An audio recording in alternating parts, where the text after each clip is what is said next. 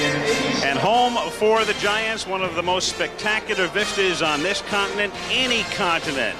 Downtown San Francisco in the background, and we zoom into Candlestick Park in the southeastern corner of this city. For the first time in 27 years, a World Series game will be played in Candlestick Park. The Battle of the Bay continues. Game 3 of the 1989 World Series, the Oakland Athletics against the San Francisco Giants. I'm Al Michaels. Welcome to Game 3. It's been dominant Oakland pitching, of course, in the first two games, so Roger Craig has made some changes in the Giants lineup. Ken Oberkfell, the great pinch hitter, will start at third base. Matt Williams moves from third base to shortstop. Jose Uribe is on the bench. Pat Sheridan takes over for Candy Maldonado in right field. Now, the Giants, of course, are faced with a formidable task, having to win 4 of 5, in essence, to win the world title. It has become less uncommon, though, in recent years for teams to overcome a 2-love deficit. Most recently, it was done by the New York Mets in 1986 against the Boston Red Sox, and it was done the year before as well in 1985 by Kansas City against St. Louis. So the Giants tonight will be sending Don Robinson to the mound, and for Oakland, it will be Bob Welch, and there's no designated hitter in effect in the National League Park. Let me turn now to Tim McCarver. And, Tim, we talked in Game 1. The final score was 5-0, but there was a key early play involving Terry Kennedy dropping a throw from Will Clark at the plate. We go back to Game 2. The score was 5-1, but there were two key plays early in that one as well. Well, you don't often think of key plays in a 5-1 ball game, but let's go back to the top of the third inning. Will Clark, the batter. The Giants have not had the lead in these two games. A 3-2 count, a split finger fastball by Mike Moore, pounced on by Terry Steinbach, the Oakland catcher. But look at the tough throw that he had to complete the play with Brett Butler running between him and Clark. Flash forward to the bottom of the fourth inning. Dave Parker, barely by inches, just misses a home run. Candy Maldonado with the hesitation, allowing Jose Canseco to score, and he fails to get Dave Parker at second base. So the Oakland A's take. I'll tell you what, we're having an early.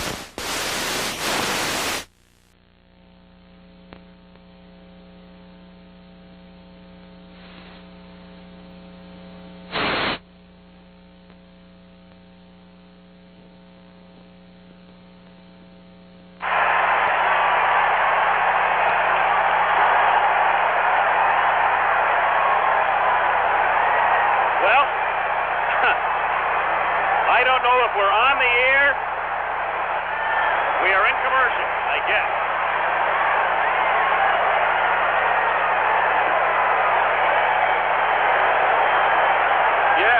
Yes, we hear you. I guess I don't hear a thing. I guess Dave Parker. Well, I don't know if we're on the air or not, and I'm not sure I care at this particular moment, but we are. Well, folks, that's the greatest open in the history of television, bar none. Yes, it certainly did. We're still here. We are still, as we can tell, on the air, and I guess you are hearing us, even though we have no picture and no return audio, and we will be back, we hope, from San Francisco in just a moment. Welcome to Good Seats Still Available, a curious little podcast devoted to exploring what used to be in professional sports. Here's your host, Tim Hanlon. Well there. How are you, friends? My name's Tim Hanlon, and it's Good Seats Still Available. Thank you for finding us. My goodness. Yes, of course, this is the place to revel in what used to be in professional sports. That's our little want in life, and we appreciate to no end you downloading us, putting us in your earbuds, streaming us, doing whatever it might take to ingest this week's really interesting episode. That clip kind of sets the tone, perhaps the most famous among a whole bunch of famous events to have occurred at the legendary, I think that qualifies, depending on the time and the place and the team and the event you might have been there for, Candlestick Park. Yes, the stick in the southern corner there of San Francisco proper. The longtime home, the first time home of the San Francisco, well, not really the first time, the very first specific built for home of the San Francisco baseball giants. Yes, when they moved from New York. Of course, they didn't start in Candlestick Park until 1960. The Giants, of course, moved in the late 50s.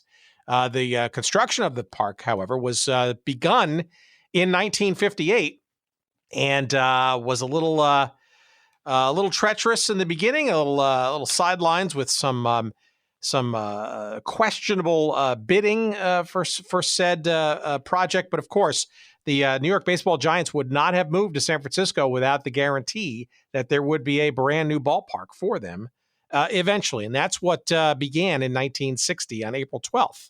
First ever game played by the San Francisco Giants in that new park known as the Stick or Candlestick Park. Of course, it became well known for football as well, certainly in the 1980s for sure. The San Francisco 49ers, after a number of years at old Kezar Stadium in San Francisco proper, in the Golden Gate Park there, made it their home and, of course, brought with them NFL desires in terms of filling out the stadium and encasing it sort of all the way around and artificial turf, which they brought along in the 1970s earlier on. That experiment was luckily disbanded in the latter part of the decade. But there's probably no more memorable event that Candlestick Park was famous for, or maybe infamous for, than what you just heard in that setup clip. Of course, that was the very dramatic, and that was literally what occurred. That's what you heard and saw on ABC television on a fateful evening, late afternoon, on October 17th, 1989, a 7.1 on the Richter scale, known as now Loma Prieta earthquake that struck San Francisco just as the third game of that year's World Series between the Oakland A's and the homestanding San Francisco Giants was getting ready to get underway.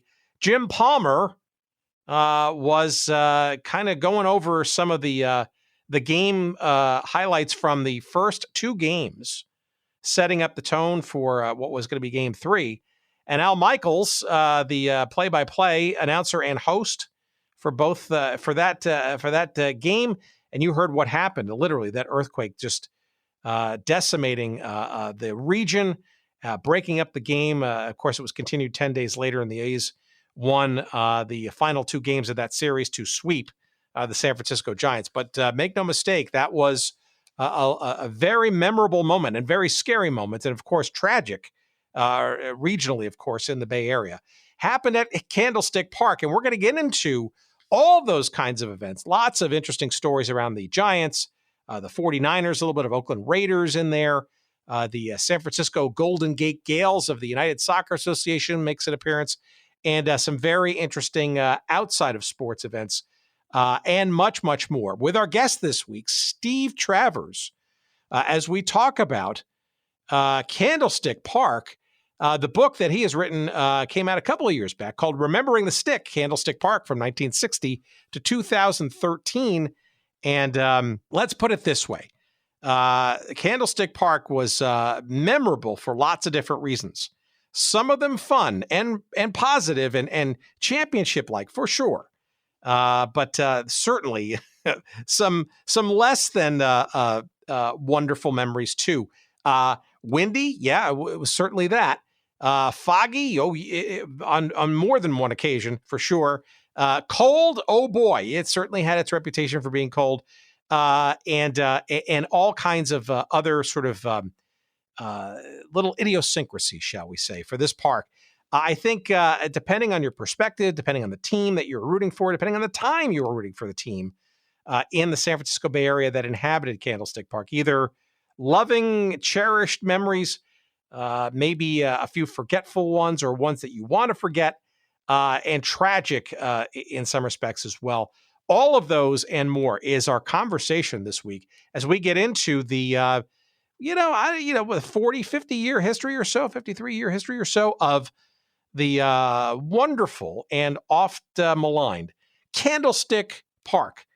With Steve Travers, we get into that conversation in a few moments' time. Interesting stuff for sure coming your way. Our sponsor this week, we spin the wheel and we land on our pals at oldschoolshirts.com, where, of course, for 10% off all your purchases, you're going to use that promo code GOODSEATS.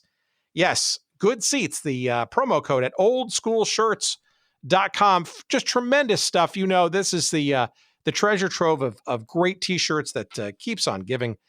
More and more fun and cool stuff added all the time. It's sports teams and leagues, all kinds of city commemorations, but also various collections, dead malls, or ice cream parlors of sorts, mascots, beer, amusement parks, all local horror hosts, perhaps nightclubs or radio stations that you may remember of the past, and certainly stadiums, among other things, at oldschoolshirts.com. It's a great pop culture history, and you can commemorate those wonderful memories in commemorative T-shirt form.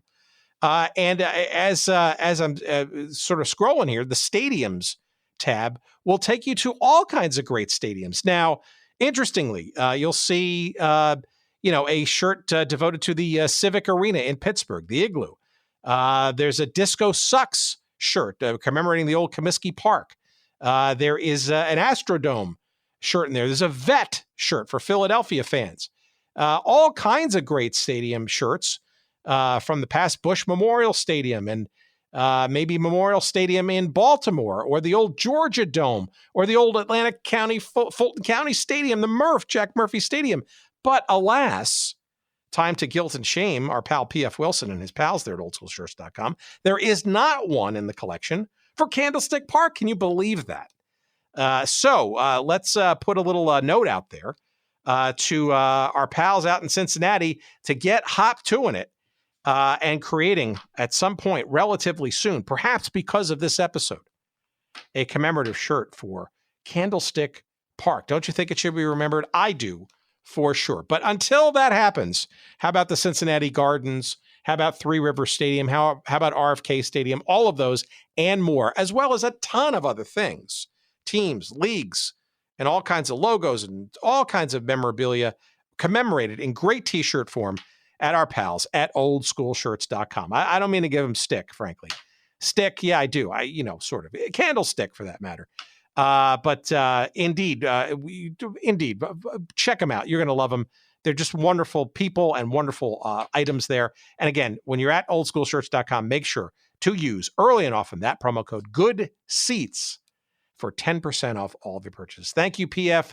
Thank you, all the good people at oldschoolshirts.com. Now get on that Candlestick Park shirt ASAP. Well, yeah, come on. We've got lots of fans who are just dying to get a shirt to commemorate what we're going to be talking about coming up right now. Here it is, our chat with Steve Travers as we remember the stick, Candlestick Park, that is. Here's our conversation we had just a couple of days back. Please, as always, enjoy.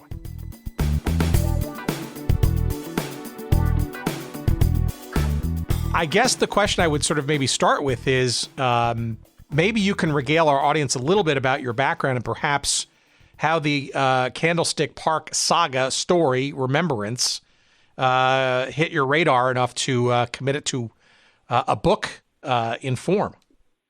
Well, I was born in San Francisco in 1959. I actually, although I don't remember it because I was a baby, but I was at Seal Stadium, and when Candlestick was built, I attended games there from a very early age with my dad, who was a huge baseball fan, and introduced me to baseball. And it was obvious that I was good at baseball from an early age. And so I just gravitated to the game, and I lived in Marin County, which is right across the bay from San Francisco. And that was the team, at least before Oakland got there. My first memory that I could identify with, I don't know what year it was, but I was with my father and my grandfather, and I remember watching the Giants play the Cincinnati Reds, and I recall those Reds uniforms. They're actually kind of been reproduced, but they were the old pinstripe without sleeves uniforms and with white hats, and Pete Rose was probably playing second base and I think Juan Marichal was pitching. And I just, those were memories that were seared into my mind, watching catching a foul ball from Willie Mays, having my dad predict Willie McCovey hitting a home run, predicting Tom Haller hitting a home run, things like that I recall. So how does that then manifest itself in the pursuit, I guess, of maybe the story of the stick? Would you fancy yourself as an historian by trade, or was it just something from childhood? And by the way, that's not a surprise given our explorations over the last number of years. A lot of memories, especially folks who do books or even documentaries on particular teams or leagues or sports or whatever, it does seem to sort of coalesce a lot of times, not always, around sort of those formative childhood years, especially if sports, has sort of taken grip of an adolescent and young adult mind. But I'm wondering if this was more an outlet for you creatively and sort of personally, or is this a professional kind of overlap, or something in between, perhaps? Well, as a writer, I've always tended towards history. I've written a lot of books on the history of USC football. And I'd also written a book about the 1962 baseball season, which was centered largely at Candlestick Park and ended at Candlestick Park with the Yankees beating the Giants on a line drive by Willie McCovey. It was caught by Bobby Richardson. So I've always enjoyed the history of it. And then when Candlestick finally reached its end, with the 49ers leaving after the 2013 season. Actually, a friend of mine suggested you should do your next book on Candlestick. And I had done so much research in the past on writing about the Giants, writing about Barry Bonds, and writing a history of the 49ers that I'd accumulated a lot of research that was at my disposal and that I was well aware of and knew where to find. And so writing the book was a lot of fun, and it was just a matter of coming up with determining which stories I had to take out because there were so many. You could make it a 1,000-page book instead of a 250 or 300-page book.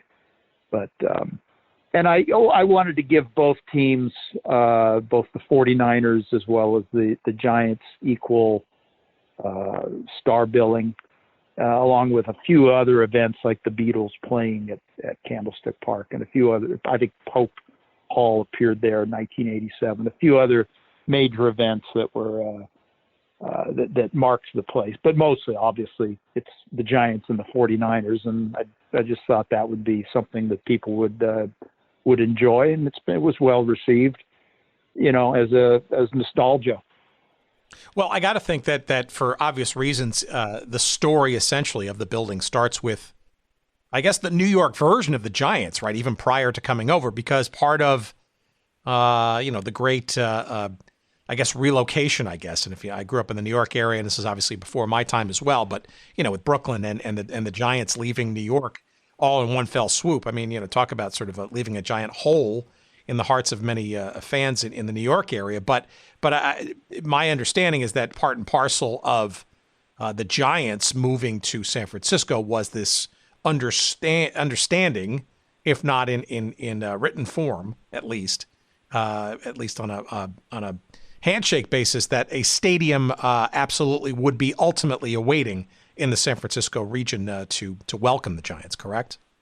Yeah, well, there was a lot of corruption involved in it. The mayor of San Francisco had a deal with a developer named Charlie Harney, I believe his name was. And to just simplify it, Harney owned a lot of dirt. He just had a lot of he had a lot of dirt, but and he really wasn't sure what to do strategically with it. located dirt, though, right? Well, you have to understand, this is before the 1989 earthquake, and earthquake knowledge and seismic knowledge was not in 1957 what it is today, or what it was even 20 years later. And I know this from a personal experience because my uncle was a construction man, a real estate developer. And what he specialized in was landfill. And a lot of San Francisco is built on landfill. A lot of the marina areas in Marin County, in Alameda, the East Bay, and San Francisco and in Treasure Island, the naval base. Half of that is landfill. Landfill was used to build on the Yerba Buena Island to create Treasure Island is the other half, which is an artificial island for the World's Fair of, I think it was 1939. So that was the thing in those days. You had a lot of dirt and you needed a place to put it. So Hardy had all this dirt, and they came up with an idea for this place out at Candlestick Point, which was a naval shipyard, and it was a garbage dump. And they just filled up the dirt into the garbage dump. It would never be done. It could never be done today because of environmental concerns and regulations, but all of that was skirted. And somehow or other, the stadium was built, and in 1989 withstood an earthquake, a 6 or a 7.1 earthquake, not that far away, epicentered in Boba Prieta. So it was pretty well built. But yeah, that was the idea. San Francisco wanted to build something, and they didn't want to build it downtown. First of all, they had to deal with the dirt, and they probably weren't going to be able to use the dirt if they built it downtown. And the Downtown Business Association nixed the idea. They said it would take up too much parking, create too much traffic, and they didn't want a stadium near there, even though that's where the current Giant Stadium is, and it has helped business immeasurably, but they were not as far-sighted at that time.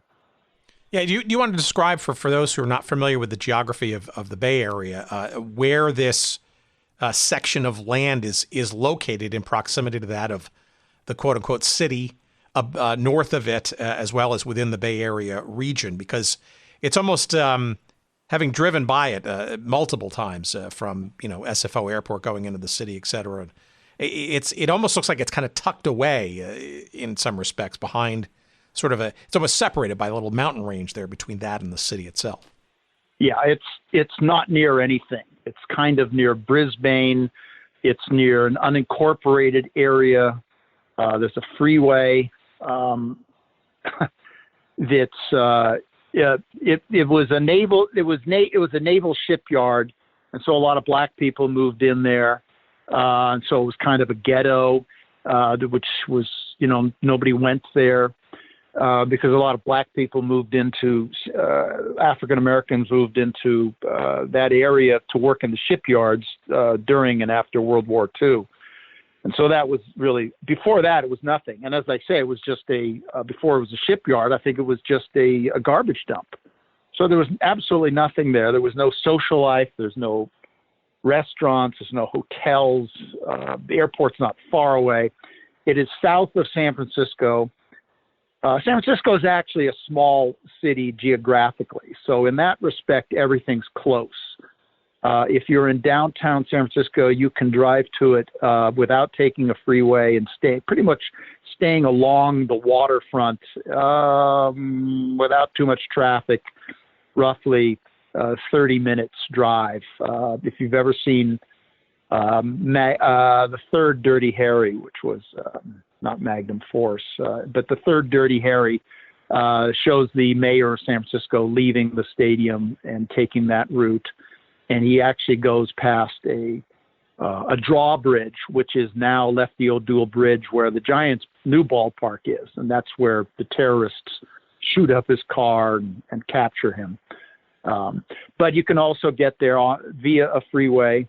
You get off the freeway, and then it's got this weird road that is one way on game day going to the game, and one lane going the other way after the game.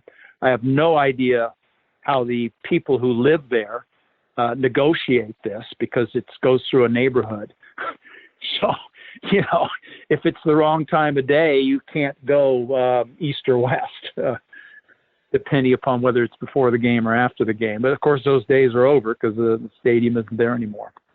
Well, you hinted at the whole sort of finding of this area to actually build in the first place.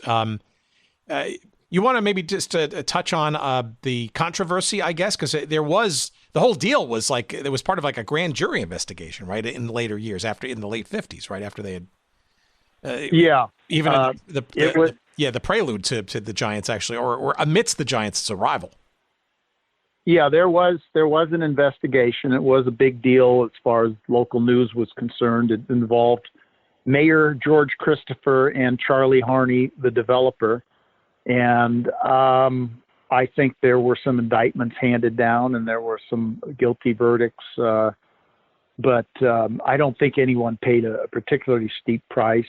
But I think I'm sorry, it's surrounded though because I'm guessing it seemed like Harney kind of got like a no-look deal, or he didn't have to bid for it, or it was kind of like a fait accompli. Because I think he had a backdoor deal with the mayor of San Francisco, who was either a business partner or a silent business partner, or getting kickbacks. However it works, I don't know much. I have written about it and have read about it, but I don't remember every detail of it. But yeah, it was a scandal at the time, that's for sure.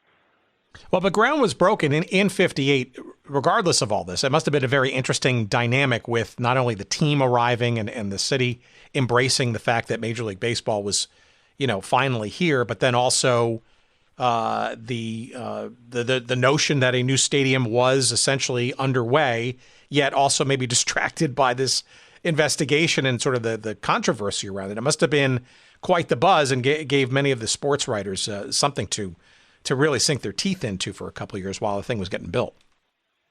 Yeah, but then when it was finally built, then now you have an accomplishment. And, it's funny, even though the stadium, a lot of people made fun of it, at the time, it was looked upon as a very new, very modern stadium. People raved about it. Richard Nixon said it was the best stadium in baseball. Other than County Stadium in Milwaukee, it was really the only new stadium that was built at that time. The teams in baseball were still playing at Wrigley Field, the Polo Grounds, Fenway Park, old Yankee Stadium, Sportsman's Park in St. Louis, places like that. Connie Mack Stadium in Philadelphia that were relics. Went back almost to the turn of the century. Vin Scully said it looked like a spaceship. But the best description, I think, ever came from Roger Angell, who was a terrific baseball writer. And he covered the 1962 World Series for the New Yorker. And then he later turned that into a book. Each season, each World Series that he had attended, or each season that he would cover, would be a separate chapter in this book called the Summer Game. And in the chapter on the Giants-Yankees World Series, or the whole 62 season, was just fantastic. But his description of Candlestick was terrific because he described it as a festive prison yard.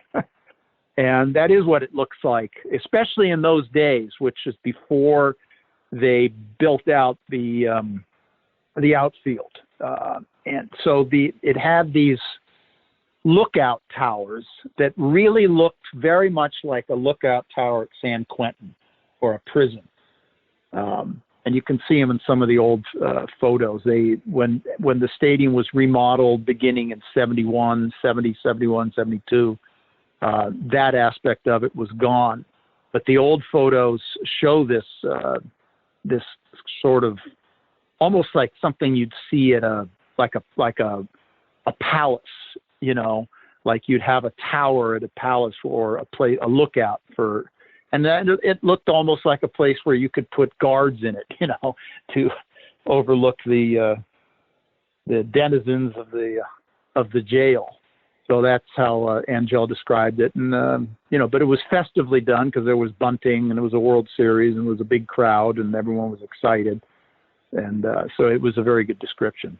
All right, I want to get into the reputation of the facility in a bit, but I want to stick on 1960 when the the facility debuted, because an interesting little piece of trivia here that I don't think is obvious to many fans is that the first time that pro football was played in Candlestick was not the 49ers a decade plus later, but actually the AFL Oakland Raiders at the time. A couple of games in 1960 at the end of the season, and in all of the 1961 season, they themselves being a relatively new franchise in a itself relatively new American Football League. So I find that highly interesting and somewhat ironic. I wonder how that deal sort of came about, because I'm guessing the 49ers were still the old Kezar in the city, right? Yeah, the Raiders did play at Kezar Stadium. That might have been their very first exhibition game, but they did play at Candlestick for a couple of years. Then they also played at a place called Frank Ewell Field, which was literally named after an undertaker. It was more or less a high school stadium located next to what is now Laney Junior College, next to the freeway on the way to the Oakland Coliseum. The Raiders played there.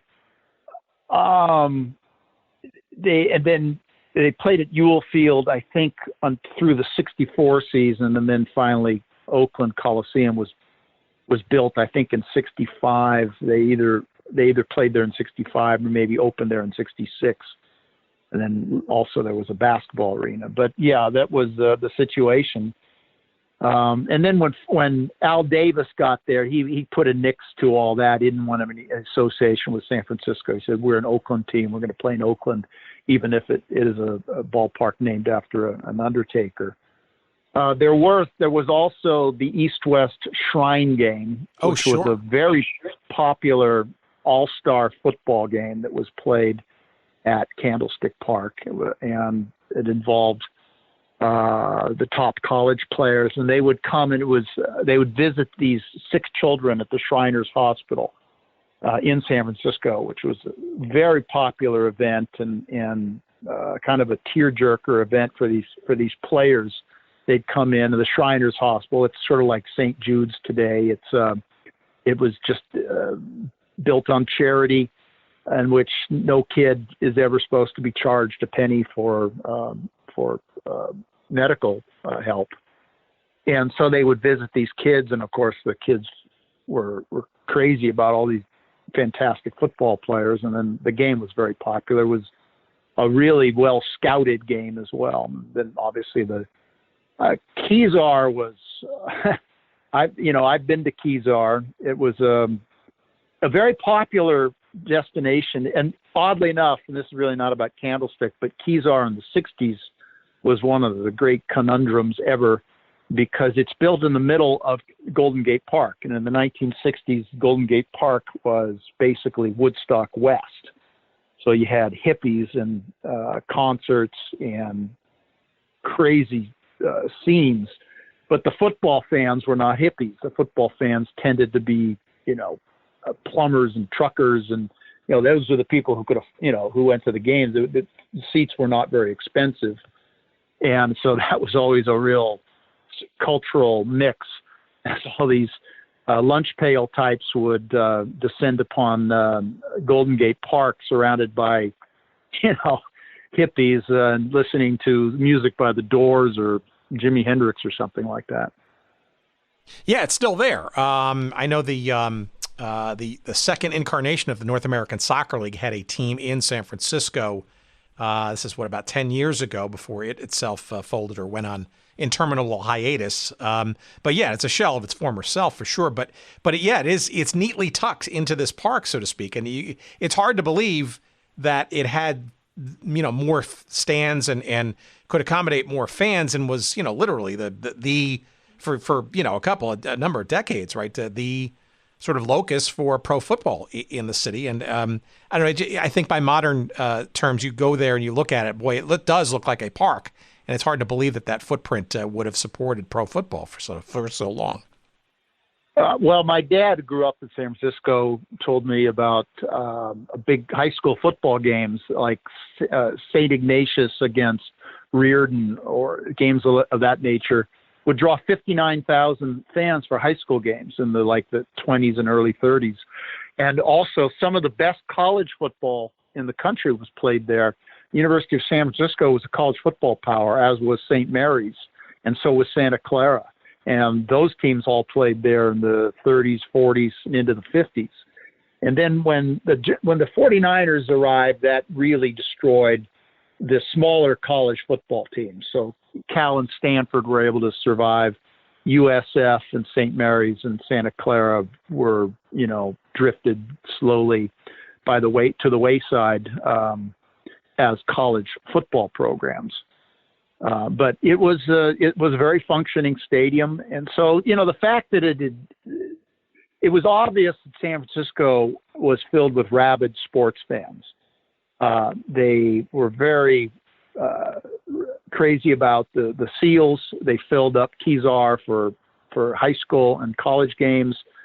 There were big boxing matches. And so there was no doubt that both Los Angeles and San Francisco could support major league sports. And when they came out here, it changed the entire West Coast, and it changed the whole dynamic of California, and it became the place. The cultural ethos of the country really shifted from New York to California in the 60s and 70s, and a lot of it was because of the building of these stadiums and the popularity of these teams. Absolutely, and the continuation of essentially what was a rivalry in New York, just now more cemented as a sort of a statewide rivalry. Well, let's talk about baseball's early years there, because it certainly, I'm trying to put this mildly, it did gain some reputation, didn't it, for various types of playing conditions and whatnot. Some of it geographically related, some of it maybe just by happenstance or luck, or maybe you want to get into a little bit of sort of how the players and the fans and everybody basically adjusted to what was the first number of years of baseball play there. It certainly had its idiosyncrasies. Well, first time Willie Mays took batting practice, he hit one into the teeth of the wind, a ball that would normally be a home run in any other ballpark, and it just blew right back onto the field. And he just took one look at the manager of the team and Chub Feeney and the other people and said, I can't hit here. Its very first year, 1960, or maybe it was 61, they had an all-star game. And this was a very strange game in which the temperatures were over 100 degrees at the beginning of the game, which is very, very rare. I have been to a game where there were a game at Candlestick in which there were temperatures like that, but it's only happened once. It was when they had Astroturf, and Bobby Bonds was playing right field, and he had to hop around because it was so hot under his cleats. But getting back to 61, the All-Star game started with 100-degree weather and completely changed during the course of 9 innings, to the point where by the 9th inning, there was basically a tornado coming through, and it was maybe 55 degrees with swirling fog that looked like something out of the Old Testament. And a pitcher for the Giants was on the mound and was supposedly blown off the mound. He wasn't actually blown off the mound. He basically balked. But the wind caused him to change his motion, and he was called for a balk, and they said later that he had been blown off the mound. The Yankee players who were there, they didn't like it, and of course that all those comments got back into the New York press. The comments of Mickey Mantle, Whitey Ford, and Roger Maris that this is a terrible ballpark, this is not a major league ballpark. That got into the mainstream of New York sports writing, and so a lot of people felt that it was not a big league stadium. From my standpoint, I played college baseball at the University of Nevada, and it's a high altitude place. And the first month or two of the season, it's very cold. And teams would come up there and play us and complain about the cold weather and not like the cold weather. But we got used to it. And that's what happened with the Giants. You get used to it. If it's your team, if it's your home stadium, you turn it into an advantage. And what Mays did, incredibly, he changed his batting stroke, and at least when he was at home, he would hit the ball over the right center field fence. And that was actually an advantage to a left-handed hitter or a guy hitting liners to that part of the park, because the wind would blow, especially during day games, and the Giants played a lot of day games. They didn't play night games on Saturdays, for instance. They played day games on Wednesdays, maybe even another day of the week. So, he's hitting these balls, and Mays actually improved his home run totals at Candlestick Park. A lot of people have said that he would have hit more home runs at another ballpark, but I don't think so. I don't think his record shows that. He had a lot of big home run years because he adjusted his swing. So, they had a lot of power in that ballpark. They had Mays, Willie McCovey, Orlando Cepeda. They had Bill White at the beginning. I think Bill White was gone by the time they moved to Candlestick, but there was a lot of power on that club. And you're essentially referencing the wind that would be coming off of the bay that would, I guess, be pushing generally things towards left field mostly? Well, no, actually it pushed things more towards right center. Got it.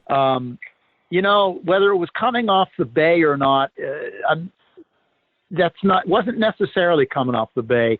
There was a sort of cliff that the stadium was built onto, and I think a lot of the weird weather variations were because things might flow in off the bay and hit this sort of, not a mountain, but this large hill that was very rocky, and the fog would hit it and the wind would hit it and almost reverberate back. You'd almost have a wind shear going the opposite direction, like a collision. And it caused whirlwinds, and you would see little dust devils, something like you would see if you were in the Midwest. Papers flying about, hot dog wrappers, newspapers.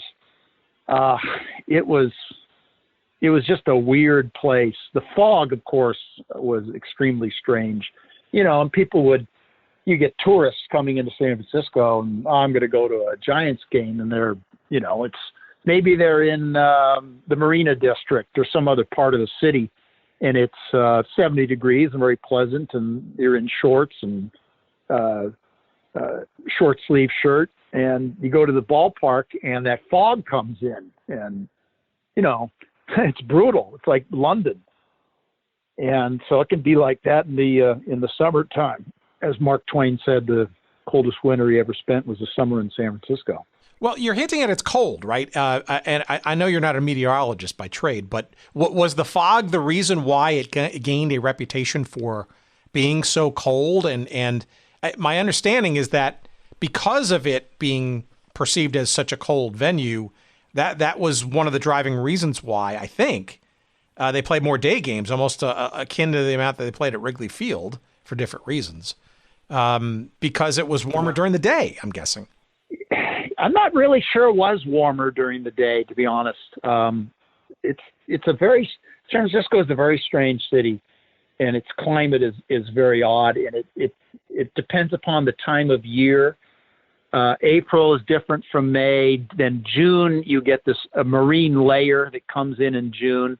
The nicest time of the year is late August, September, October. That's actually very nice weather into November, believe it or not. But June and July can be cold.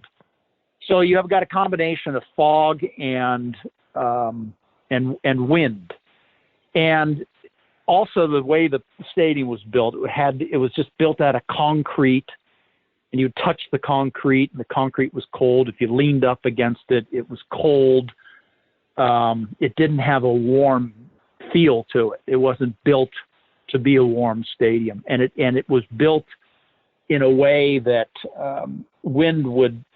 It wasn't entirely enclosed, and so the wind would blow through these shafts. And you would be walking around the concourses. You'd be walking to the restroom, and the wind would be blowing through. And you might feel the wind there, but that might not be on the field. It might be a completely different experience in the third deck or the second deck. Actually, I think they only had 2 decks than it was down on the field. The bleachers could be completely different than sitting behind first base.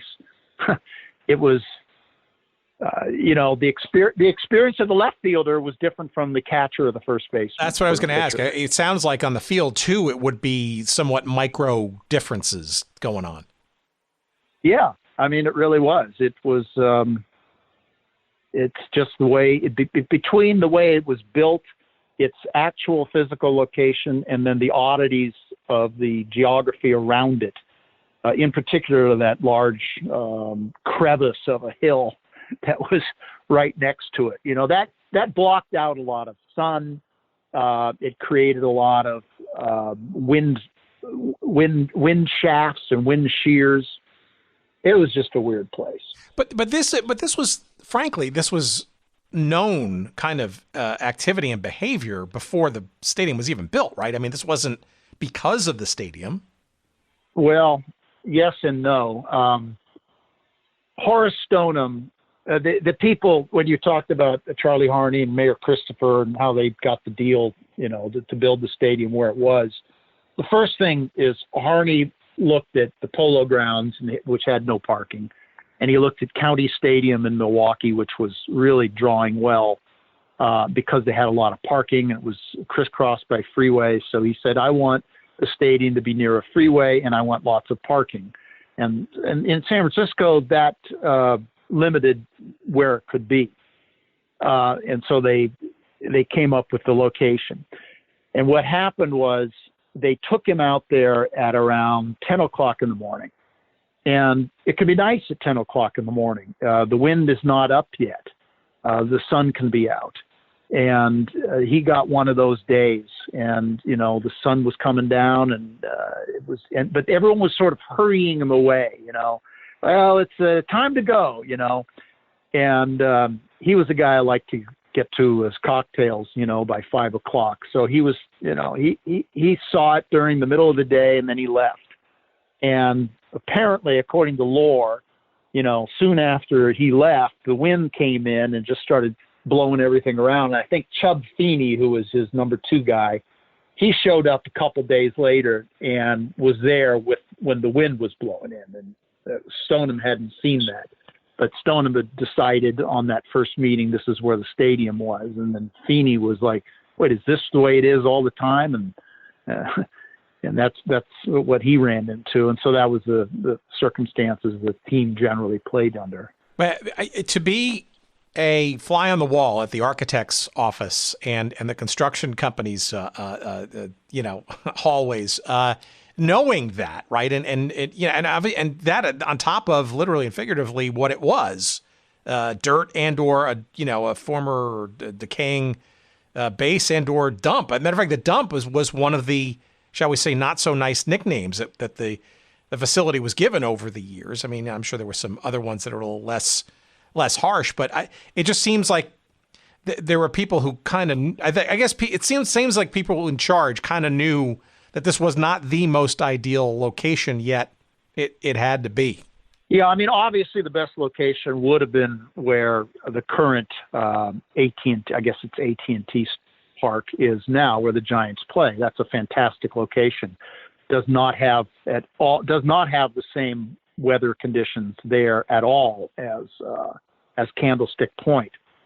But they were not forward thinking enough to do it at that time, mainly, as I said, because the Business Owners Association was very powerful and voted against doing it. They certainly had the freeways. They even there was another freeway, the Embarcadero Freeway, which existed at that time. So there was plenty of freeways to get people to that location. That Embarcadero Freeway was destroyed after the 1989 earthquake. So the way you get to the current Giant Stadium, mainly from Marin County or from the north part of San Francisco, is all along this beautiful road that is right along the bay, so it's all very scenic. You don't get any of that with Candlestick. You don't get that sense of San Francisco scenery or beauty. Even you can see the bay, but it's a part of the bay that's very wide, and the other side is a long ways off. It almost looks like looking at France from England. It's not like where the current Giant ballpark is, which is almost underneath the Bay Bridge, and you've got a beautiful view of the East Bay Hills and Oakland. But you don't see any of that from San Francisco. You're just looking at a large body of water. There's a bridge, the San Mateo Bridge, you can kind of see, and on the other side, not much. Fremont. There aren't any big buildings or anything really that stands out. It's not like a lot of beautiful lights or anything like that at night that you have from their current location. So it just was, but I don't know outside of, there are several possibilities. You would have had to go through a lot of political hoops. They could have maybe done something at the Presidio. Of course, that was a working army base at that time, and it was still the Cold War, so I guess that was out. You could have possibly tried to do something at Treasure Island, which is, but of course that was a naval base, and so you had the same issue. I don't really know where you would have built it. Maybe out of the Sunset District. They would, or there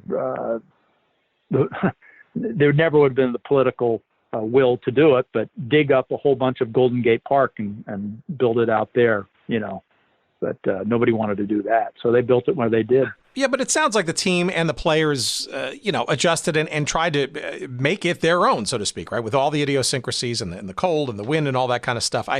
Sadly, though, it did not translate at least until maybe near the end of its life with the Giants into any sustaining championship defensible advantages, right? Save for a World Series appearance in 61 early on, 62 early on, and an 89 in the World Series, right, which is significant for some other reasons too. But I guess home field advantage, I guess, is obviously something that you probably want to embrace with this particular park. But I don't know. Did it really seem to sort of convey any as the years sort of went on? Maybe, I'm not sure. You tell me. Well, there's no question that the team had a tremendous amount of talent. That was not the problem. For sure. They were better in San Francisco. They were better in San Francisco than they had been in New York. And the rivalry with the Dodgers was better than it was in New York. It was more intense. It was more it was a more heated rivalry of teams contending for the pennant year in and year out than it had been in New York.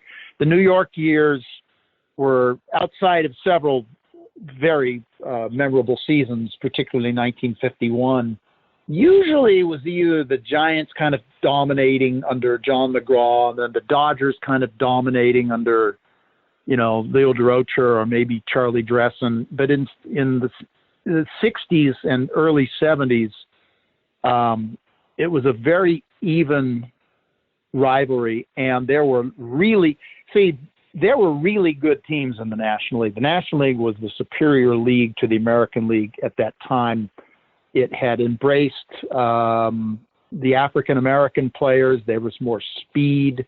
There was more dynamism in the game. And there were some real dynasties. So you might have a great Giants team, and we're talking, Hall of Famers. You could have Gaylord Perry, Juan Marichal, Orlando Cepeda, Willie McCovey, Willie Mays, later Bobby Bonds, all on the same team. That would seemingly translate to a championship. But you had Dodger teams that had Sandy Koufax, Don Drysdale, Tommy Davis, Frank Howard, equally powerful. You had great Cincinnati Reds teams, great St. Louis Cardinals teams, great Braves teams, The Pittsburgh Pirates with Roberto Clemente were very powerful during that era. Eventually, the New York Mets and the Chicago Cubs and the Cincinnati Reds became dynasties. So there was always you could mirror the Giants' failure to win championships with Juan Marshall's so-called failure to win Cy Young awards. Marshall was as good a pitcher as there was in baseball, but never won a Cy Young award because every year Dean Chance or Sandy Koufax or Tom Seaver or somebody had a supposedly better season. So outside of 62, somebody else always managed to have a better season. Somebody else always managed to be better in the last week of the season is really what it came down to. And it was like that even before Candlestick. It was like that in 59 when they had the pennant basically won and were beaten 3 straight at home by the Dodgers at Seal Stadium. And outside of 62, it was the Dodgers or somebody else, or the Cardinals or some other team that came through in September and the Giants would fold. Oddly enough, when the weather was best at Candlestick.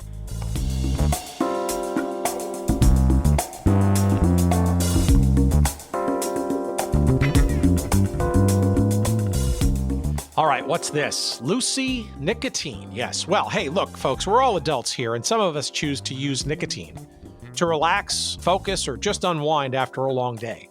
And Lucy Nicotine is a company that was created to help nicotine users find a cleaner option and feel better about the ways they consume nicotine. Now, look, I'm not a smoker. I've not been a chewing tobacco kind of guy. We all know that nicotine is absolutely endemic to those activities. You look, if you're looking to evolve, say, from the smoking habit, but recognize that nicotine is part of the mix, well, perhaps Lucy Nicotine is a helpful way to evolve from those habits. Their latest product is called Slim Nicotine Pouches, which contain pure synthetic nicotine and provide the same satisfaction that nicotine users expect without any tobacco at all. Lucy Slim Pouches use the newest technology for synthesizing, he says, pure nicotine in the lab. None of the tobacco and all of the nicotine satisfaction. They come in 3 strengths, 4, 8, and 12 milligrams, and 3 exclusive and inviting flavors, spearmint, mango, and cool cider. So don't compromise when you're choosing your nicotine products. Go with the newest tobacco-free options from Lucy Nicotine. And my listeners can go to lucy.co and use the promo code GOODSEATS to get 20% off your order of Lucy Slim Pouches or any other of the Lucy nicotine products. That's lucy.co and use promo code GOODSEATS at checkout. Now, I got to use this disclaimer. Warning, this product contains non-tobacco nicotine, and nicotine is an addictive chemical. Thank you, Lucy Nicotine, for your sponsorship of the show. And now, back to our conversation.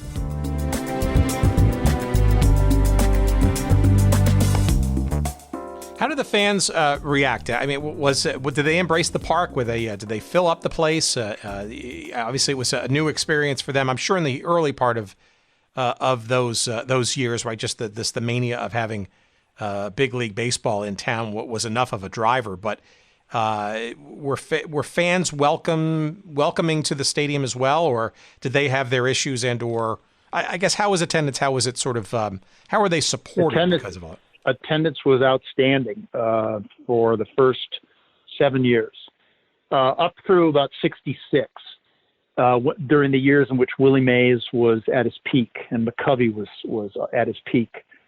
It started to go down a little bit in 67. What really killed attendance at Candlestick was the arrival of the Oakland Athletics.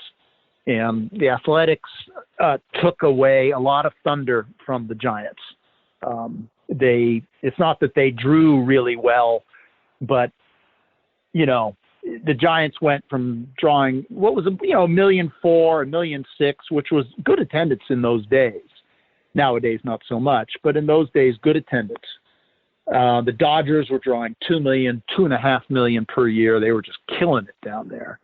And so it was big. And the attendance was, when the Dodgers came to town, you had 3 sellouts. Maybe when Bob Gibson was pitching, it was a nice Saturday or Sunday afternoon, you'd have you'd get 30,000, 35,000 people. That made up for some cold weekday games against the Pirates or somebody, where you'd only have 5,000 or 6,000 people. But as I say, when the A's arrived, it really took attendance away. And then, of course, the A's became a dynasty, and the Giants faltered badly in the early 1970s. And a lot of the mojo of sports in the Bay Area shifted to the East Bay. The East Bay became the place where champions lived. You had champion A's teams, champion Raiders teams, even champion Warriors teams. In San Francisco, you had a bad Giants team. So that was the dynamic until the late 1970s. Very interesting. Well, before we get into in the 70s, because I want to then obviously use that as the gateway, so to speak, for the 49ers. There was this little blip of another team. I don't know if you get into it in the book, but this was sort of the, and we've dealt a lot about this in other episodes and stuff, a flirtation with professional soccer at the time. Are you aware of a team called I guess it was called the San Francisco, but it's also called the Golden Gate Gales in 1967, that apparently domiciled in Candlestick Park as well. I know Kezar was also a place where soccer was played. But any remembrance there, or did you sort of come across any of that, or was that just literally a blip that was kind of not seen? Yeah, I have heard of them. They didn't draw well. I think people felt that there were a lot of immigrants and foreigners who resided in San Francisco, and they would take to a sport like soccer. But some of these sports, like ice hockey, they had ice hockey over in Oakland. That didn't take at all. You had an ABA team that played in San Francisco. They didn't draw. And they had yes. Wilt Chamberlain and Rick Barry. I mean, yeah, we had Pat Boone on this show a couple of years ago. He was the owner of the Oakland Oaks. That's right. Yeah, a challenge for sure. Yeah, it was a challenge, and it wasn't for a lack of talent. It's San Francisco. San Francisco is a small city. Is not as big as San Jose. It's small in terms of geography. It is not Los Angeles, which is a huge county and a huge city. There are a lot of people who live in the Bay Area. There's I don't know what it was in the 60s. Now it's probably 8 or 9 million people live in the Bay Area. So the challenge has always been to consolidate the media market, shall we say, and call the Giants or the 49ers or whoever the team is to be your team in the San Francisco Bay Area, and make it the team of people in Santa Rosa and Livermore and San Jose. And for instance, a regional approach, right? Yeah. And, that only happens over time with television and building of freeways or the building of more public transportation, making it easier for people to get places, better cars, better gas mileage, so to speak. Like San Jose, for instance, was the first place that the Giants centered on and said, okay, this is our territory. It's quite a distance from Candlestick. It's probably, 40 miles south of Candlestick Park, roughly an hour's drive with traffic through the Silicon Valley. But it was always marketed as the Giants' territory, and they had a minor league team there. There were some players from San Jose that made good with the Giants. And when Oakland, for instance, the Oakland A's wanted to move there, they were unable to do it because it was considered the Giants' territorial rights. And, what has happened over the years, and it took a long time, was the Giants have been able to sort of capture the vibe of the entire San Francisco Bay Area, which is a very large area, running 70 miles from San Jose to Santa Rosa. And they've they've effectively been able to do that, but it took a long time to do it. Well, let's get into the 70s because the 49ers came into the scene and I tremendously changed the landscape of what this park was all about, because until 1971, this was a baseball only park, right? And maybe you could give us a little bit of a background as to sort of the how and why of the 49ers setting their sights from Kezar and going to Candlestick Park. I get the sense that their arrival was also part of the reason, or partially the reason, for further enclosing the park, which I guess some people also thought would be perhaps a fix to some of the chilly and windy conditions heretofore. Yeah, that's the Giants. I mean, the 49ers wanted to get out of Kezar because it was a crumbling glorified high school stadium. It was also surrounded by bars too, and it really had a reputation for being for drunken fans, violent. That almost sounds like. Oh, I was going to say that almost sounds kind of like fun, but okay, I could see the dark side of it. Yeah. I mean, it was not a family friendly place. It wasn't a good place to bring kids. For instance, Kezar, the way the benches were built, you could have a bottle of whiskey or a bottle of beer and place it underneath your seat, and it would just roll all the way down, kicking off the heels of people, splintering and breaking with broken glass all the way to the bottom. And then at the very bottom, you'd be sitting there at the very bottom with nothing but broken glass at your feet because that's where all the glass would end up. So it just had a lot of problems. So they did decide that they were going to move to Candlestick, and they enclosed it. And that took a lot of the charisma of the place out of the stadium. You did have a little bit of a view. I mean, you looked at a giant crane that was for shipbuilding. It kind of looked like something out of Star Wars, or but it was at least something to look at.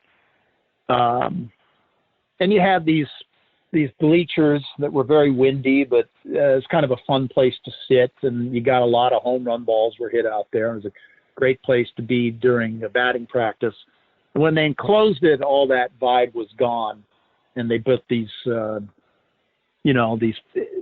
big overhangs and seats that were just ridiculously high and far from the action, and not making it better for football or for baseball. Well, Steve, was that because of the 49ers? Was that sort of done in concert? No, that was absolutely because of the 49ers. Okay. Yeah, and were they dictating that, so to speak, or was that kind of accommodations, or like how does that sort of get made? I mean, was it a capacity issue? I think the idea was, in those days you had multi-sport parks, and that was the thing at that time.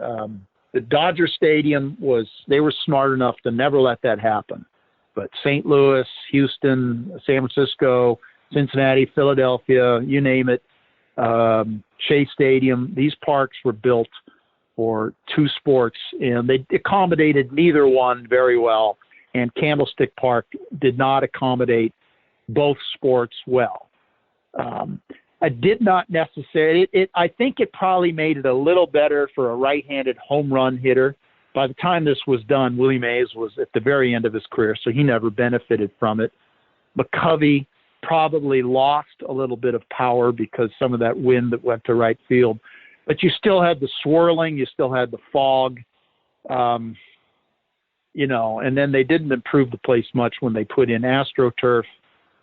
The 49ers, there were a lot of seats that were not even available for baseball, that were sort of tucked in behind right field. You could see them, but you couldn't sit in them. And they were brought out, to extend down to the field for football games. And it was all really ugly. And there were a lot of large stanchions that if you were sitting behind it, you really couldn't see much of the action. So it was not a very good ballpark. for the 49ers, and they weren't very good. They were good for 2 years. They were a playoff team for 2 years, and then they completely fell off the rails when John Brody became old and retired and didn't do anything. But then along comes Joe Montana, and they just became an absolute dynasty, and that stadium just was rocking. It was absolutely packed, and it became the place in pro football. Not because it was a great stadium for the game, but because you had the best team, and that was just the way it was. Their performance on the field is always going to be the most important thing.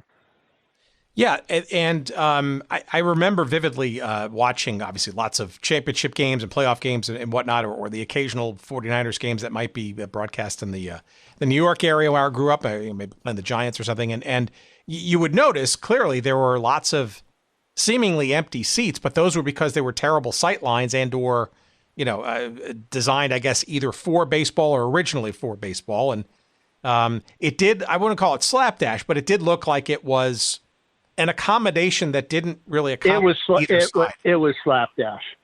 Okay. Well, there you go. But yeah, that was noticeable, I guess, to the discerning eye.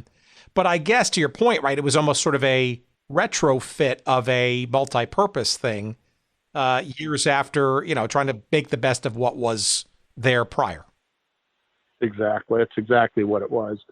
It never had, the people in San Francisco never had the foresight of the planners down in Los Angeles in the way they built their stadiums, whether it was Dodger Stadium, the Rose Bowl, or the Coliseum, all great stadiums that served their purposes very, very well and still do. Every one of them still does in terms of parking, location, availability. And then, I was at Dodger Stadium on Wednesday night. It's still magnificent, an absolutely magnificent ballpark. I'm not, but the Giants changed everything when they finally built AT&T Park, and that really changed the whole dynamic, not just of sports, but of the culture of the two cities. San Francisco was, I described it as a city with a inferiority complex masked by a superiority complex. Well, and Candlestick for so many years, I guess, probably didn't help that image per se, right? It was one of the biggest reasons they had that weird perception, and the writers in San Francisco used to write weird things like, we don't really want to win a World Series. There were writers and there were people with political views that America should lose a war every so often, it'd be more fair, and there was one writer who actually wrote in 1969, I've decided I'm now rooting for the North Vietnamese communists. And that was San Francisco.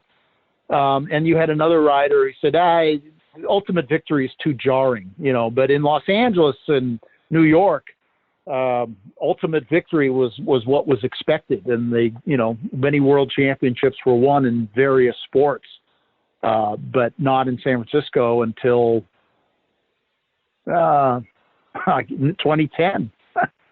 That was when the World Series was finally won by a team in San Francisco. Nobody had won. Oh, I'm sorry, until 1981. That's when it all started to change with the 49ers.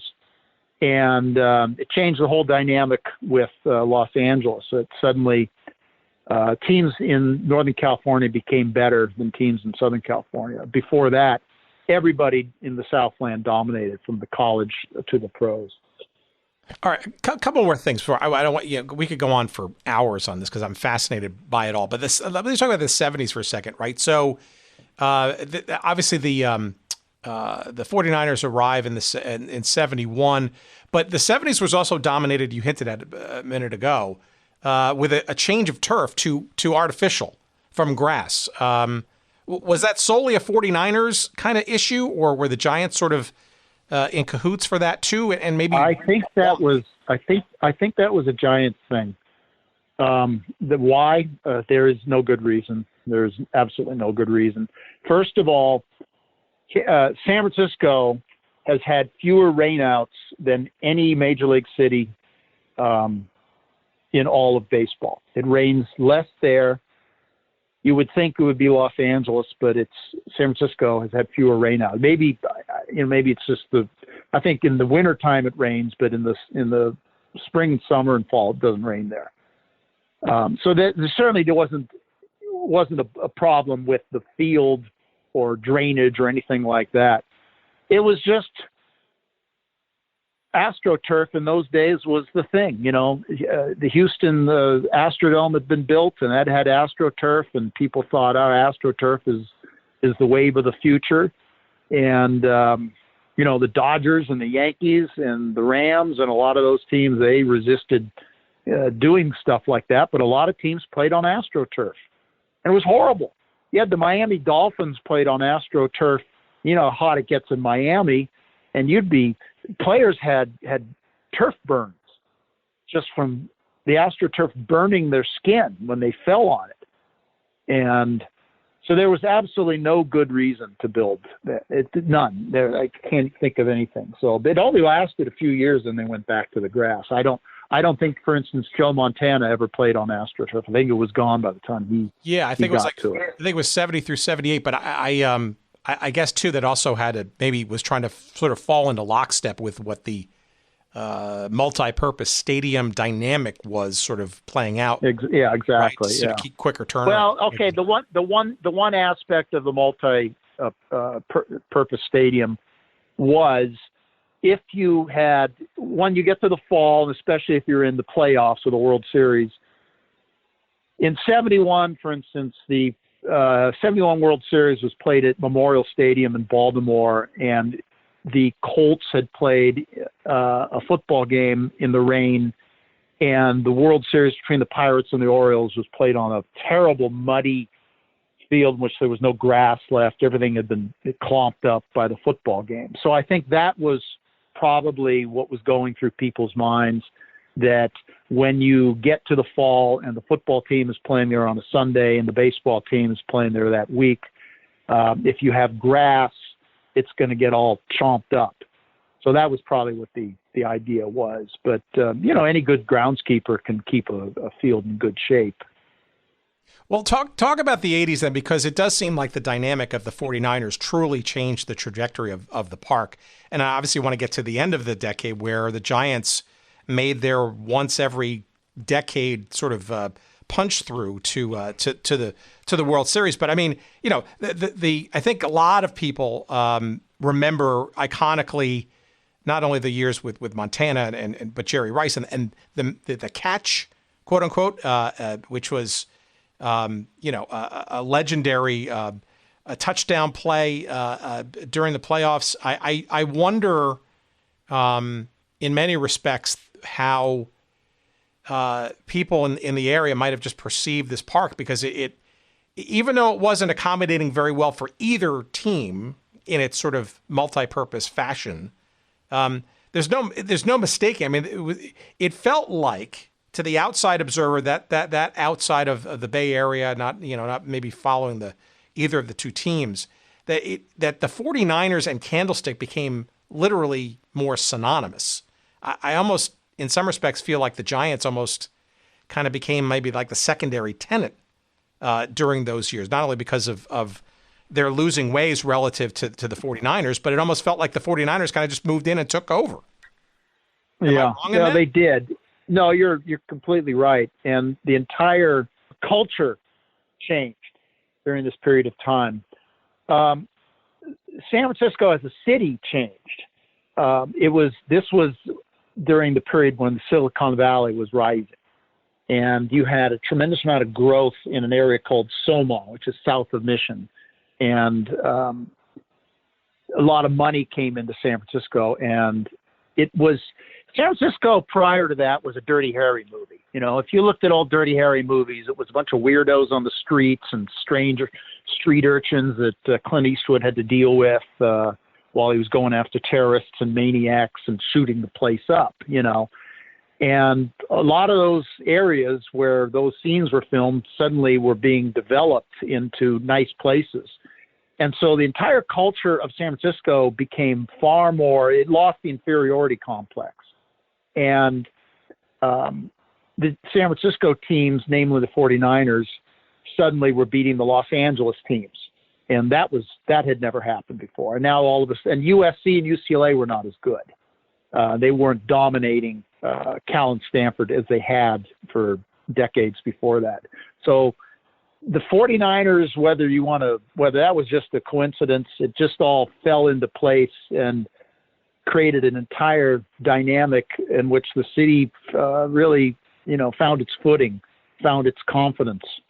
And it was no better embodied than Joe Montana and Dwight Clark and Jerry Rice and Bill Walsh and the 49ers, because they were just an unbelievable. That was one of the greatest dynasties up until the Patriots. Had to be the greatest dynasty in the history of pro football. And would you say that the conditions of the field there, we talked about it with the Giants, did it help or hurt or hinder? I mean, was this a feared place to go, not only because of the quality of the talent, but just because of the playing conditions? I mean, given the more circular winds and all that kind of stuff, or did it sort of affect everybody just equally, not just the 49ers? Well, remember, as I said, the weather in San Francisco gets way better right around this time of year, maybe a week from now, from Labor Day on. From Labor Day until Thanksgiving, you have the best weather in the Bay Area is in September, October, and November.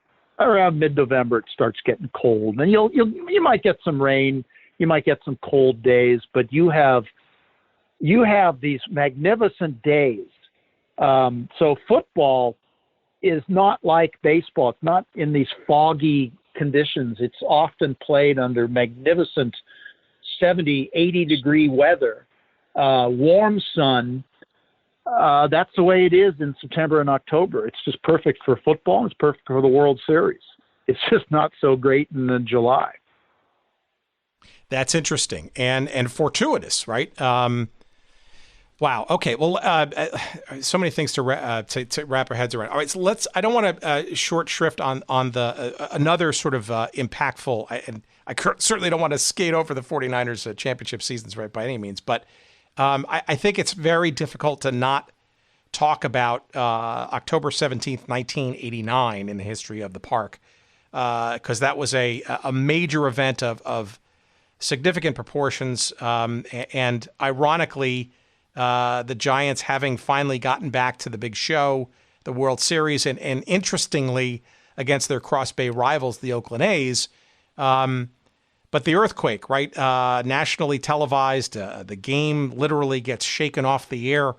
Maybe a little background on that, because I also get the sense from my reading of this that there was, prior to the earthquake hitting, a sense that the park needed to be shored up and sort of brought up to spec when it came to handling a potential earthquake. And strangely, it happened, I think, relatively soon thereafter. Well, they knew a lot more about seismic conditions by 89 than they did in 1960. There was a lot of science going on. I was at that game. I was sitting in the second deck, and it was rocking and rolling. And at first, people did not think it was an earthquake. Luckily, the stadium did not get the worst of the earthquake, even though it did make part of the stadium crumble, and it did cause the World Series to be delayed. The worst part of the quake took place at the Bay Bridge, which the bridge didn't fall down, but the upper deck, a section of the upper deck, did fall down. There were people killed. There was a pancaking of the freeway in Oakland that killed a lot of people. It was a terrible event. And oddly enough, Candlestick, even though it was built on landfill, survived quite nicely, whereas the Marina District, which is a very wealthy area known as North Beach, where Joe DiMaggio grew up and lived at that time, that area suffered badly because it was all built on landfill and beautiful homes, beautiful old Victorian homes were destroyed or had fires. But the Candlestick held up quite nicely. Oddly, it was 89, what you could almost say was like the epicenter of great professional sports in the Bay Area. You have the 49ers had maybe their greatest team. The Giants had a great team, and the A's had maybe their greatest team, all at the same time. But it was weird. It was almost like saying, San Francisco, you're not quite ready for showtime. Oddly enough, I wrote a book about Jim Murray, a great writer for the LA Times, and he used to write about Los Angeles. And Los Angeles, he wrote, it was built for big events. It could rain for 5 days, but the Rose Bowl would come around and it'd be 80 degrees and perfect. And the weather was always perfect for the Super Bowl or the Rose Bowl or the World Series or the Olympics. Everything was as if Mother Nature was built into the plan. Not so in San Francisco. Always something was ruining the party. For instance, in '62, they had the World Series there, and I say that's usually the best weather. They had a Pacific storm that absolutely blew everything out for like 5 or 6 days. So that World Series was postponed for 5 or 6 days. And then, of course, in '89, you get this earthquake. So it was always something in San Francisco. It was like there was some sort of bad omen was always hanging over the place. What did it feel like? Well, like I say, at first I just thought it was the fans stomping their feet, and people were cheering when it first happened because they just thought the stadium was rocking because the fans were so into it. And then they started noticing that chunks of the upper deck were crumbling, and that's not good. And then everyone had transistor radios. And what happened was you started hearing people saying the Bay Bridge collapsed. And the Bay Bridge is a huge multi-lever bridge that connects Oakland to San Francisco with an island in between. And at rush hour at 5 o'clock, it's just filled with travelers, and underneath it is the BART, which is the train that runs under the bay. And so you have people saying the Bay Bridge collapsed, and you have this image in your mind of cars falling off like a horror movie. And who knows what's going on underneath the bay with the train, I mean, if that thing is falling apart and everyone's being flooded out. And so these images were quickly displacing the idea that was just, a fun event, just sort of breaking up the monotony before the game. And then, of course, everything went off the television and the electricity went out, and you realize the game was not going to be played. And then I realized I don't know how I'm going to get home because I was staying in Walnut Creek. I had taken BART to get to the game. My friend and I did not have a car. We walked to some homes not far. Oh, actually, I think a bus took us to the area where the last train station at Daly City had dropped us off. And that's where the bus took us. And so it didn't do us any good to be there, but we walked to a house nearby, and there were 2 young women living there. And we went in and we asked, they had a TV going, they had electricity. And we said, can we make a few phone calls, at least sort of gather an idea of what we're going to do. And they were very helpful. I was able to call my parents, and they were okay. And we were able to see enough television to know that there were some buses that were taking people to certain locations. And so we figured that there was a bus nearby, and we took it. We were the only ones on it. We did not pay for the bus. It was this guy driving me, my friend and I don't think anyone else to more or less the Bay Bridge, where there was a long line of people to get on a ferry to go across the bay. And I hate to say this, I hate to admit this, but my friend and I cut in front of the line, in front of, a mile's worth of people. So that's just what we did. And then we got on the thing, and then most of the area was without electricity. So that was a very eerie sight to cross the Bay Bridge. It had a full moon going to show everything. You could see the bridge, you could see Oakland, you could see San Francisco without lights. And then there was another bus, took us to Walnut Creek. It overall took about 3 hours to get home. And then the next day I drove I was actually living in Los Angeles. Next day, my car was in Walnut Creek, and I just took my car back to LA. Quite a day. Yeah, well, and completely memorable and hard to forget. I wonder. I guess it's sort of hard to sort of say that this is sort of the beginning of the end of the park, because it certainly had many more. At least another 2 decades worth of memories and whatnot. But I guess the fact that it did survive, to your point earlier, right, is saying something, given what it could have been, perhaps if it had been located elsewhere. And a testament maybe to some of the foresight and again, maybe design wise and, sight line wise and accommodations wise, maybe, it wasn't sort of all that. The fact that it still stood while it was, jam packed for one of the major sporting events in this saved a lot of people's lives. Yeah, exactly. Right. A lot of people's lives were saved. If the ballpark coming down, the second deck coming down on the first deck, that's thousands of people. People underneath the stadium, that's thousands of people. There were 60,000 people at the ballpark. So nobody got killed that day. No ball player. There was a lot of people, feathers were ruffled.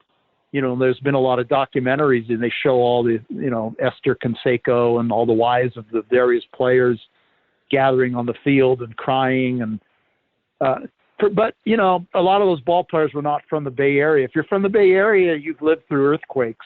That was certainly the biggest one I've ever lived through. But I've lived through earthquakes, and so you know what it's like when they happen, and you don't freak out if you're from here. All right. Well, I want to encourage our listeners, obviously, to get the book, because there's so many more little nooks and crannies to go into this conversation. But let me just try to wrap up with one that's sort of outside the sports realm. And I'm guessing that you probably touched on this a little bit in the book, where the sort of non-sports events, and in particular, a very famous musical event that happened, and it kind of had an interesting bow tie at the end years afterwards, sort of in a circular, sort of complete kind of Zen-like way. Do you want to talk about that final concert in 1966 by a certain group that a few people might know? Yeah, it was. I think it was a big disappointment for the for the promoters. The Beatles had arrived in New York in 1964. They had swept across the country. There was Beatlemania. But they played at Candlestick Park. There were about 20,000 people, which is well below capacity. They played on the dirt infield. They didn't fill the field with fans, at least not all of it. There might have been some fans, but they basically were out there. It didn't look very good, and it didn't sound very good, and it didn't draw very well. So that was the last time the Beatles played, but it was, if they were expecting to fill it with 50,000 fans, it didn't happen. Yeah, that's interesting. I don't think even they knew at the time, or they certainly didn't let on at the time, that this was their final appearance live together. But I thought it was also a nice, interesting sort of closing of the circle, because in 2014, the last event in the history of Candlestick Park was that of a concert of former Beatle Paul McCartney. And there's an interesting little anecdote that there was a film made. I guess it was sort of assumed to be sort of a bootleg. A Beatles fan at the time recorded, I guess, like a half an hour's worth of that final concert. And I somehow, I Well, guess, that's about all they played. They played like 9 songs. It wasn't like they were there for 2 hours, like some of your current songs. Remember in 1966, they didn't have that many songs. They wrote some of their better albums came in the succeeding years, so they didn't even have that big a playlist. I mean, I think they only played something like 9 or 10 minutes at Chase Stadium in '64. They didn't have any. They'd only had one album. Yeah, that's interesting. Well, but I thought it was a nice touch, though. McCartney, I guess, tracked down this guy and got some footage from that film to show as part of his concert at the Stick, which wound up becoming the last event in the Stick's history. Pretty interesting stuff. Yeah, I mean, it's another big event was Pope John Paul. He arrived in '87, and that was a big event. A lot of Catholics who live in the Bay Area. The large Latino population down by San Jose. Yeah, and I think that was the record for all events, I think, for the park. I think it was more than 70,000 people. I think that's probably the largest attended event of all there. I believe so, yeah. I think he also was at Dodger Stadium, too. He was very popular. I mean, it was interesting that, John Lennon once said, we're more popular than Jesus, but according to the attendance figures at Candlestick Park, not so.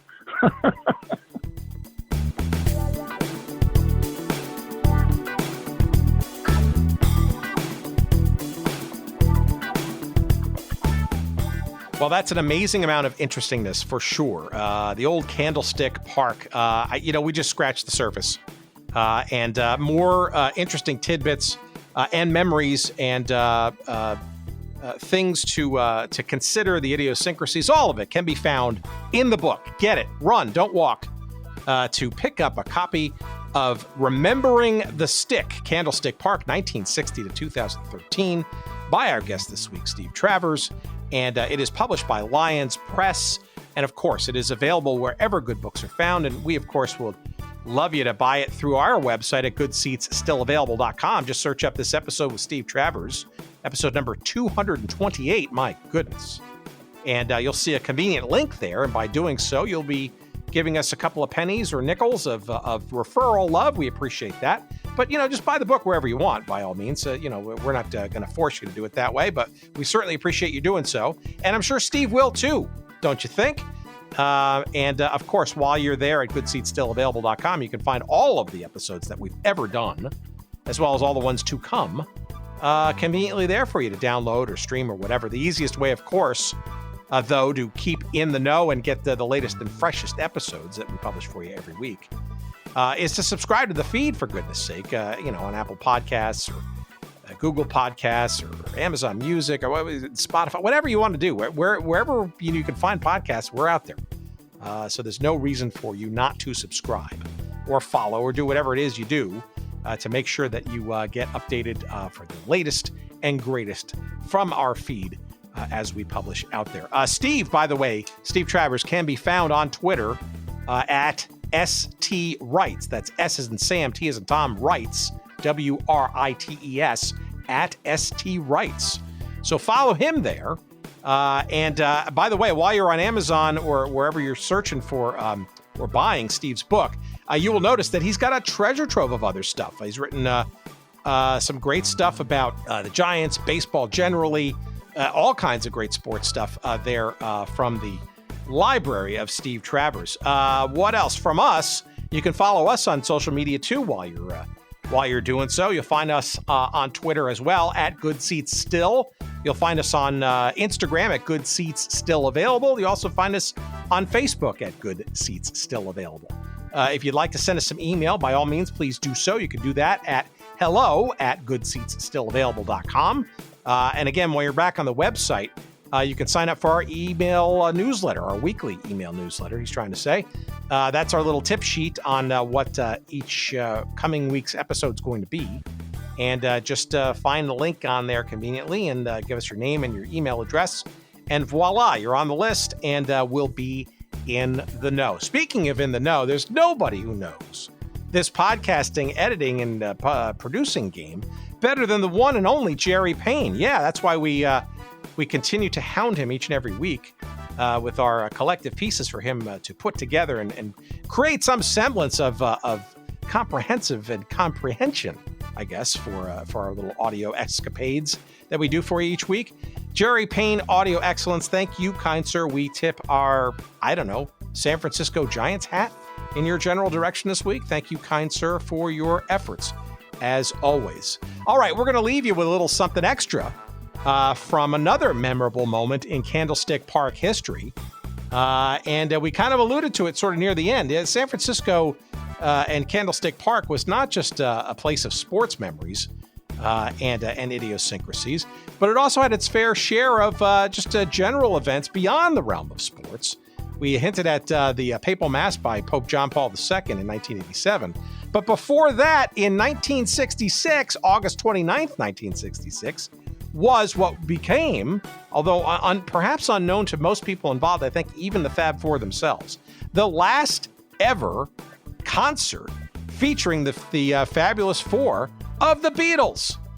And here's a little something from that show, a little bootleg recording that was done by, I think it was their publicist at the time, their PR person, who recorded a snippet. His name is Barry Hood.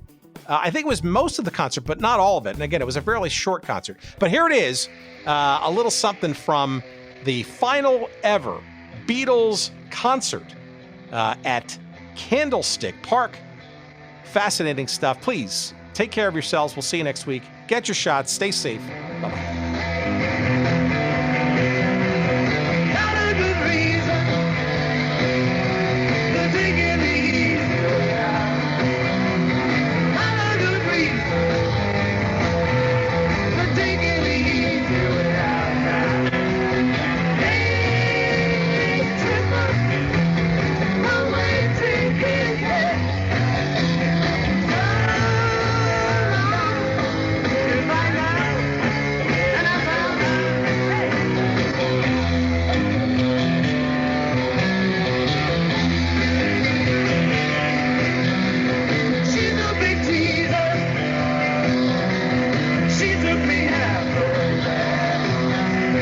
She's a big teaser.